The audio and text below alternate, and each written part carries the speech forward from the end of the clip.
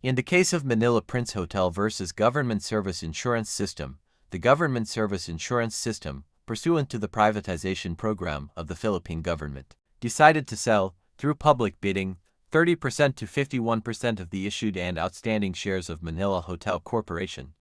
In a close bidding, only two bidders participated: Manila Prince Hotel Corporation, a Filipino corporation, which offered to buy 51% of the Manila Hotel Corporation, or 15,300,000 shares at 41 pesos and 58 centavos per share, and Renong Berhad, a Malaysian firm, which bid for the same number of shares at 44 pesos per share, or 2 pesos and 42 centavos more than the bid of Manila Prince Hotel Corporation. Pending the declaration of Renong Berhad as the winning bidder and the execution of the necessary contracts, Manila Prince Hotel Corporation, in a letter to the Government Service Insurance System, matched the bid price of 44 pesos per share tendered by Renong Berhad.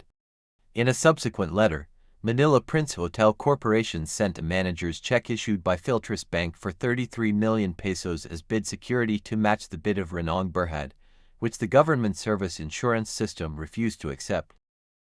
Thus, perhaps apprehensive that the Government Service Insurance System has disregarded the tender of the matching bid, and that the sale of 51% of the Manila Hotel Corporation may be hastened by the Government Service Insurance System, and consummated with Renong Berhad, Manila Prince Hotel Corporation filed before the Supreme Court a petition for prohibition and mandamus. In the main, Manila Prince Hotel Corporation invokes Section 10, second paragraph, Article 12 of the 1987 Constitution, and submits that the Manila Hotel has been identified with the Filipino nation and has practically become a historical monument, which reflects the vibrancy of Philippine heritage and culture. It is a proud legacy of an earlier generation of Filipinos who believed in the nobility and sacredness of independence and its power and capacity to release the full potential of the Filipino people. To all intents and purposes, it has become a part of the national patrimony. Manila Prince Hotel Corporation also argues that since 51% of the shares of the Manila Hotel Corporation carries with it the ownership of the business of the Manila Hotel, which is owned by Government Service Insurance System, a government-owned and controlled corporation, the hotel business of Government Service Insurance System, being a part of the tourism industry, is unquestionably a part of the national economy. Thus, any transaction involving 51% of the shares of stock of the Manila Hotel Corporation is clearly covered by the term national economy, to which Section 10, second paragraph, Article 12 of the 1987 Constitution applies. It is also the thesis of Manila Prince Hotel Corporation that since Manila Hotel is part of the national patrimony and its business also unquestionably part of the national economy, it should be preferred after it has matched the bid offer of Renong Berhad. For the bidding rules mandate that if for any reason the highest bidder cannot be awarded the block of shares, Government Service Insurance System may offer this to the other qualified bidders that have validly submitted bids, provided that these qualified bidders are willing to match the highest bid in terms of price per share.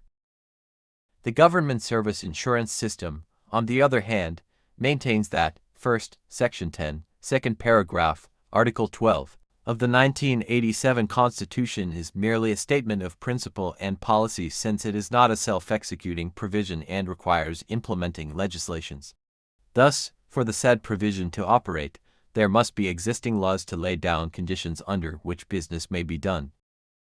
Second, granting that this provision is self-executing, the Manila Hotel does not fall under the term national patrimony, which only refers to lands of the public domain, waters, minerals, coal, petroleum and other mineral oils, all sources of potential energy, fisheries, forests or timber, wildlife, flora and fauna and all marine wealth in its territorial sea, and exclusive marine zone as cited in the first and second paragraphs of Section 2, Article 12, of the 1987 Constitution.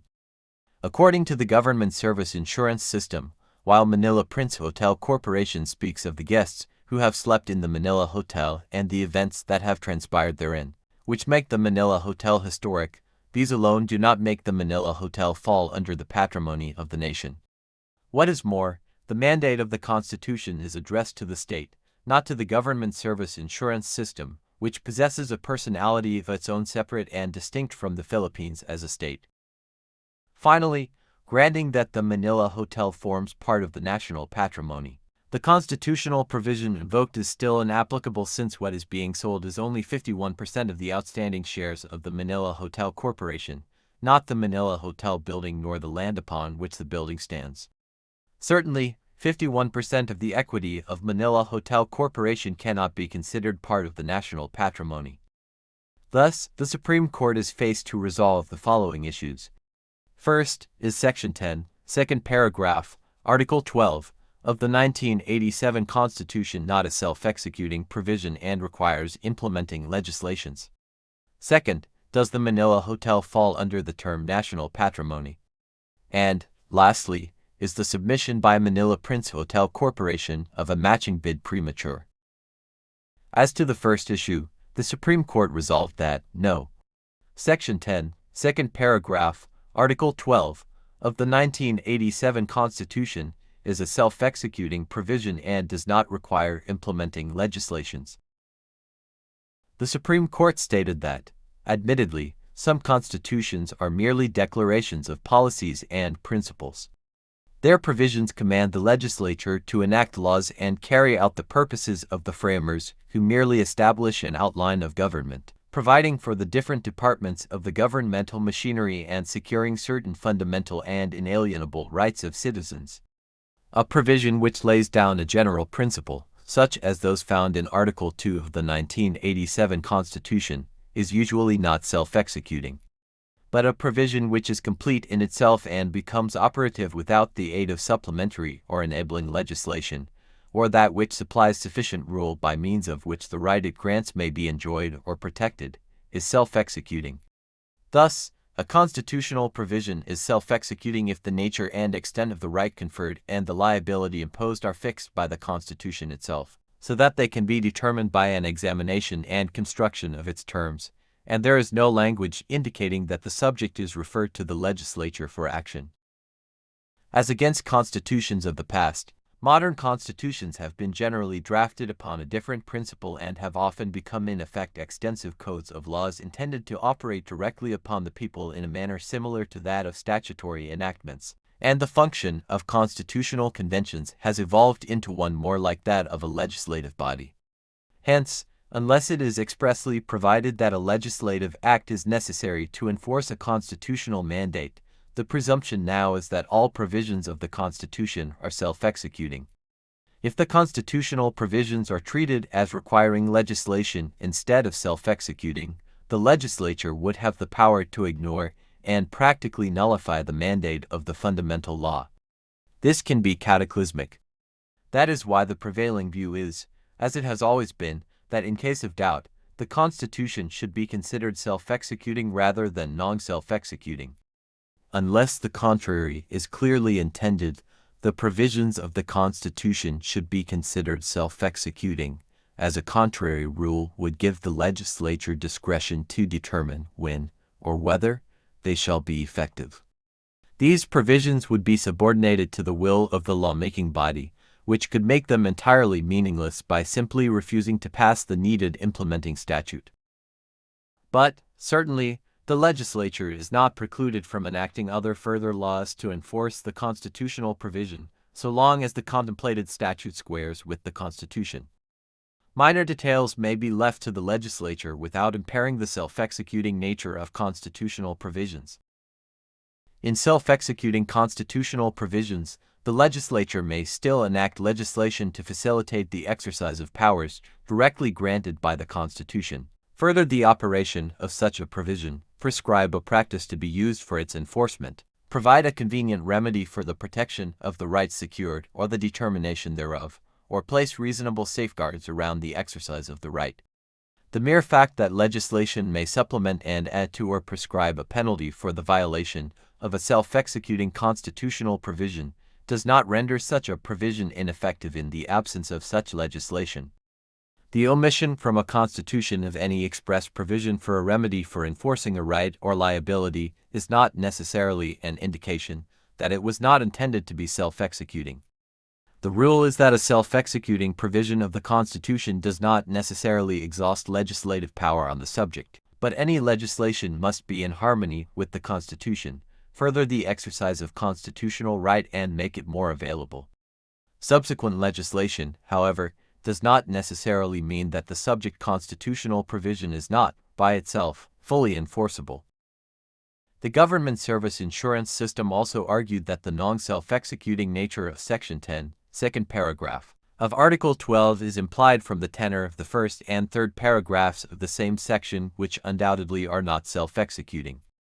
The argument is flawed.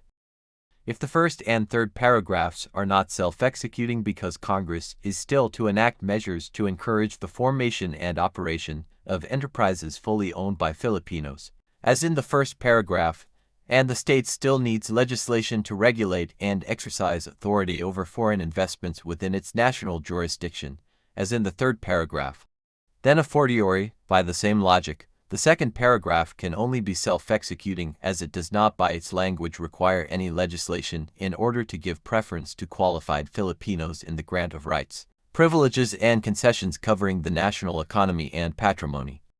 A constitutional provision may be self-executing in one part and non-self-executing in another. Even the cases cited by the government service insurance system holding that certain constitutional provisions are merely statements of principles and policies, which are basically not self-executing and only placed in the Constitution as moral incentives to legislation, not as judicially enforceable rights, are simply not in point. First, the case of Bosco versus Philippine Amusements and Gaming Corporation speaks of constitutional provisions on personal dignity, the sanctity of family life, the vital role of the youth in nation building, the promotion of social justice, and the values of education. Second, the case of Tolentino versus Secretary of Finance refers to the constitutional provisions on social justice and human rights, and on education. Lastly, the case of Kilisbayan versus Morado cites provisions on the promotion of general welfare, the sanctity of family life, the vital role of the youth in nation building, and the promotion of total human liberation and development. A reading of these provisions indeed clearly shows that they are not judicially enforceable constitutional rights, but merely guidelines for legislation. The very terms of the provisions manifest that they are only principles upon which the legislations must be based. On the other hand, Section 10, second paragraph, Article 12, of the 1987 Constitution is a mandatory, positive command, which is complete in itself, and which needs no further guidelines or implementing laws or rules for its enforcement. From its very words, the provision does not require any legislation to put it in operation. It is, by itself, judicially enforceable.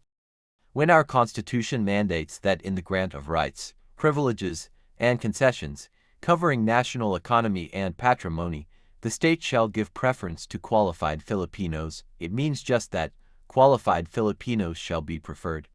And, when our Constitution declares that a right exists in certain specified circumstances, an action may be maintained to enforce such right, notwithstanding the absence of any legislation on the subject.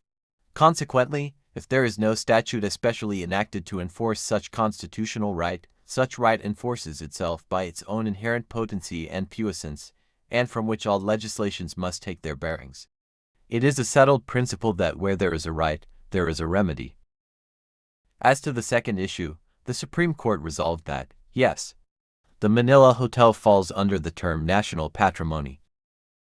As regards our national patrimony, a member of the 1986 Constitutional Commission explains that the patrimony of the nation, that should be conserved and developed, refers not only to our rich natural resources, but also to the cultural heritage of our race. It also refers to our intelligence in arts, sciences, and letters. Therefore, we should develop not only our lands, forests, mines, and other natural resources, but also the mental ability or faculty of our people. The Supreme Court agreed. In its plain and ordinary meaning, the term patrimony pertains to heritage. The Manila Hotel has become a landmark, a living testimonial of Philippine heritage. While it was restrictively an American hotel when it first opened in 1912, it immediately evolved to be truly Filipino. Formerly a concourse for the elite, it has since then become the venue of various significant events which have shaped Philippine history. It was called the cultural center of the 1930s. It was the site of the festivities during the inauguration of the Philippine Commonwealth.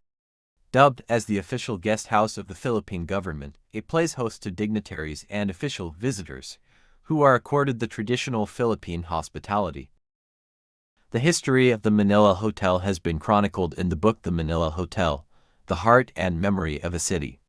During World War II, the hotel was converted by the Japanese military administration into a military headquarters.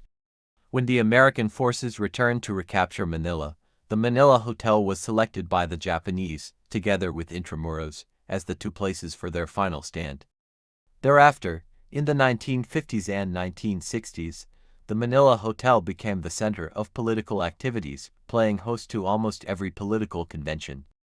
In 1970, the Manila Hotel reopened after a renovation and reaped numerous international recognitions and acknowledgement of the Filipino talent and ingenuity. In 1986, the Manila Hotel was the site of a failed coup d'etat, where an aspirant for vice president was proclaimed president of the Philippine Republic. For more than 8 decades, the Manila Hotel has borne mute witness to the triumphs and failures, loves and frustrations of the Filipinos. Its existence is impressed with public interest. Its own historicity associated with our struggle for sovereignty, independence and nationhood. Barely, the Manila Hotel has become part of our national economy and patrimony. For sure, 51% of the equity of the Manila Hotel Corporation comes within the purview of the constitutional shelter, for it comprises the majority and controlling stock, so that anyone who acquires or owns the 51% will have actual control and management of the Manila Hotel. In this instance, 51% of the Manila Hotel Corporation cannot be disassociated from the Manila Hotel and the land on which the hotel edifice stands. Consequently, the Supreme Court did not sustain the government service insurance system's claim that the Filipino First policy provision is not applicable, since what is being sold is only 51% of the outstanding shares of Manila Hotel Corporation, not the Manila Hotel building, nor the land upon which the building stands. The argument is pure sophistry. The term qualified Filipinos, as used in our Constitution, also includes corporations, at least 60% of which is owned by Filipinos. This is very clear from the proceedings of the 1986 Constitutional Commission.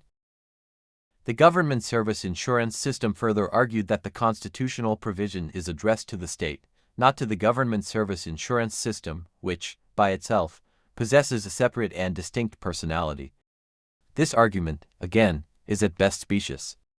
It is undisputed that the sale of 51% of Manila Hotel Corporation could only be carried out with the prior approval of the state, acting through the Committee on Privatization. As correctly pointed out by Father Joaquin G. Bernas, this fact alone makes the sale of the assets of Government Service Insurance System and Manila Hotel Corporation a state action. In constitutional jurisprudence, the acts of persons distinct from the government are considered state action covered by the Constitution. First, when the activity it engages in is a public function. Second, when the government is so significantly involved with the private actor as to make the government responsible for his action. And, lastly, when the government has approved or authorized the action. Here, it is evident that the act of the Government Service Insurance System, in selling 51% of its share in Manila Hotel Corporation, comes under the second and third categories of state action. Hence, the transaction, although entered into by the Government Service Insurance System, is in fact a transaction of the state, and therefore subject to the constitutional command. When the Constitution addresses the state, it refers not only to the people, but also to the government as elements of the state. After all, government is composed of 3 divisions of power: legislative, executive, and judicial. Accordingly, a constitutional mandate directed to the state is correspondingly directed to the 3 branches of government. It is undeniable that in this case, the subject constitutional injunction is addressed, among others, to the executive department and the Government Service Insurance System, a government instrumentality deriving its authority from the state. As regards the last issue, the Supreme Court resolves that, no, the submission by Manila Prince Hotel Corporation of a matching bid was not premature. The Supreme Court, in summarizing the nature and concept of a constitution, states that a constitution is a system of fundamental laws for the governance and administration of a nation.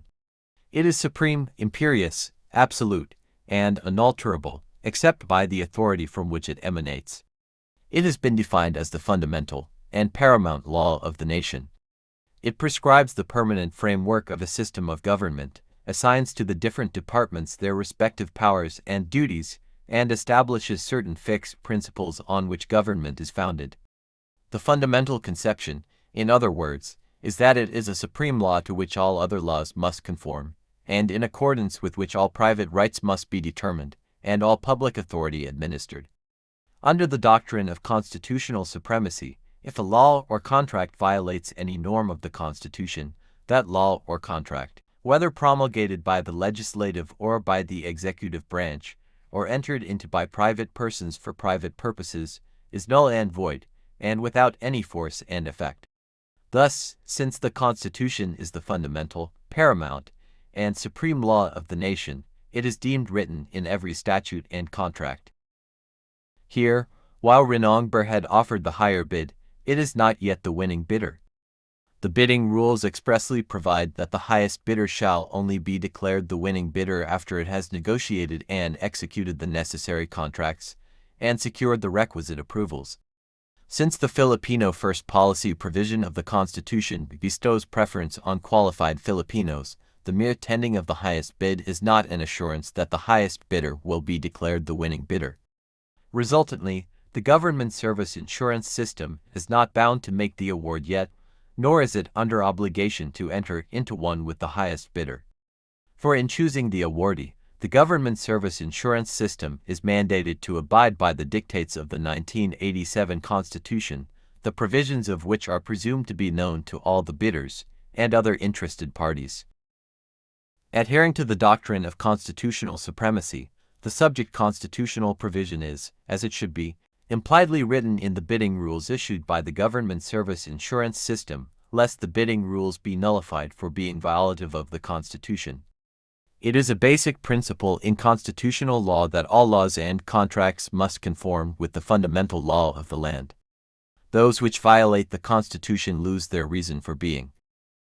The bidding rules provides that if for any reason the highest bidder cannot be awarded the block of shares, the government service insurance system may offer this to other qualified bidders that have validly submitted bids, provided that these qualified bidders are willing to match the highest bid in terms of price per share.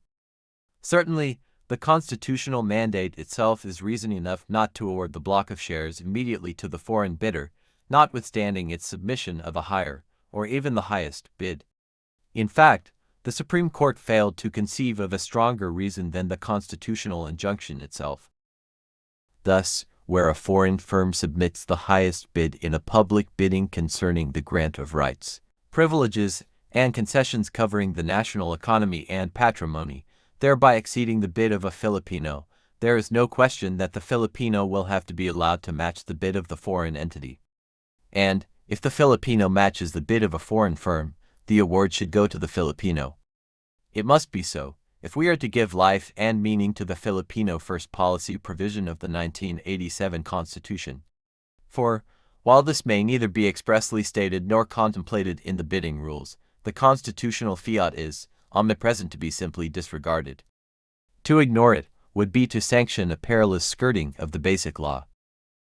The Supreme Court did not discount the apprehension that this policy may discourage foreign investors. But the Constitution and laws of the Philippines are understood to be always open to public scrutiny.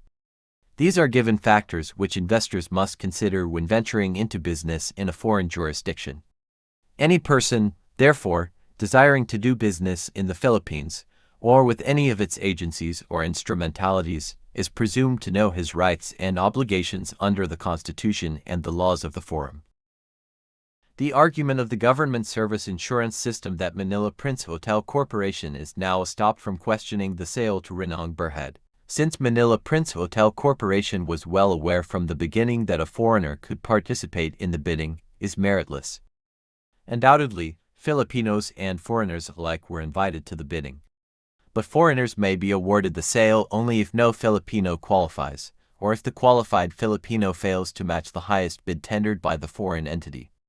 Here, while Manila Prince Hotel Corporation was already preferred at the inception of the bidding because of the constitutional mandate, Manila Prince Hotel Corporation had not yet matched the bid offered by Renong Berhad. Thus, it did not have the right or personality then to compel the government service insurance system to accept its earlier bid. Rightly, only after it had matched the bid of Renong Berhad, and the apparent disregard by the government service insurance system of Manila Prince Hotel Corporation's matching bid, did the latter have a cause of action. Besides, there is no time frame for invoking the constitutional safeguard, unless perhaps the award has been finally made. To insist on selling the Manila Hotel to foreigners, when there is a Filipino group willing to match the bid of the foreign group, is to insist that government be treated as any other ordinary market player, and bound by its mistakes or gross errors of judgment, regardless of the consequences to the Filipino people. The miscomprehension of the Constitution is regrettable.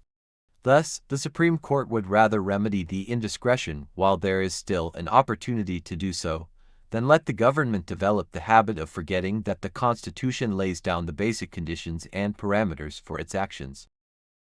Since Manila Prince Hotel Corporation has already matched the bid price tendered by Renong Berhad, pursuant to the bidding rules, the government service insurance system is left with no alternative but to award to Manila Prince Hotel Corporation the block of shares of Manila Hotel Corporation, and to execute the necessary agreements and documents to effect the sale, in accordance not only with the bidding guidelines and procedures, but with the Constitution as well.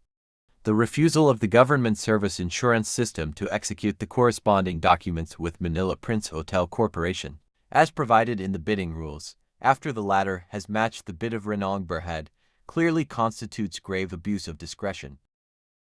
As a final note, the Supreme Court stated that the Filipino First policy is a product of Philippine nationalism.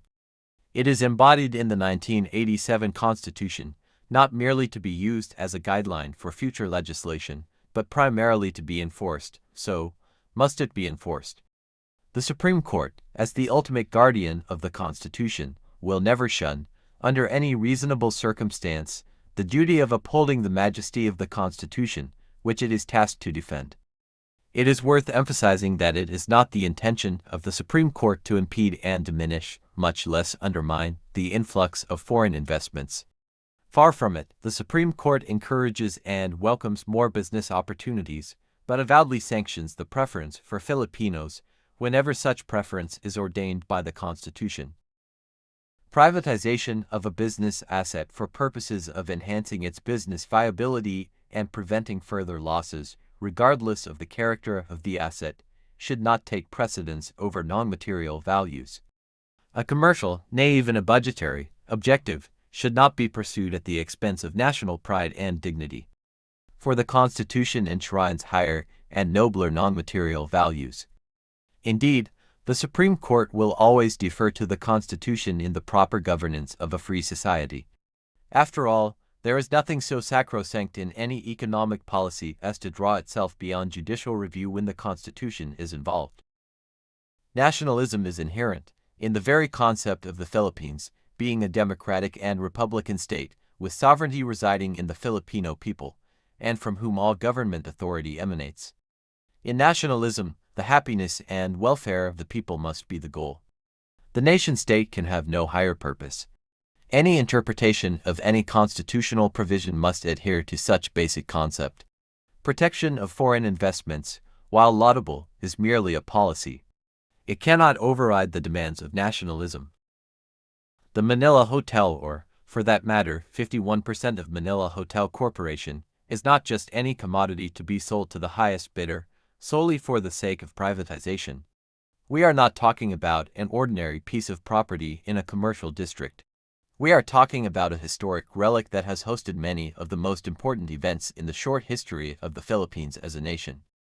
We are talking about a hotel where heads of states would prefer to be housed, as a strong manifestation of their desire to cloak the dignity of the highest state function to their official visits to the Philippines.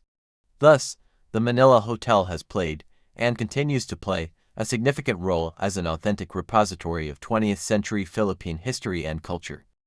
In this sense, the Manila Hotel has become truly a reflection of the Filipino soul, a place with a history of grandeur, a most historical setting that has played a part in the shaping of a country. The Supreme Court cannot extract rhyme, nor reason, from the determined efforts of the government service insurance system to sell the historical landmark, this grand old dame of hotels in Asia, to a total stranger. For, indeed, the conveyance of this epic exponent of the Filipino psyche to alien hands cannot be less than Mephistophelia, for it is, in whatever manner viewed, a veritable alienation of a nation's soul for some pieces of foreign silver. And so, the Supreme Court asked, what advantage, which cannot be equally drawn from a qualified Filipino, can be gained by the Filipinos if the Manila Hotel, and all that it stands for, is sold to a non-Filipino? How much of national pride will vanish if the nation's cultural heritage is entrusted to a foreign entity? On the other hand, how much dignity will be preserved and realized if the national patrimony is safe kept in the hands of a qualified, zealous, and well-meaning Filipino? This is the plain and simple meaning of the Filipino First Policy provision of the Philippine Constitution. And the Supreme Court, heeding the clarion call of the Constitution, and accepting the duty of being the elderly watchman of the nation, will continue to respect and protect the sanctity of the Constitution.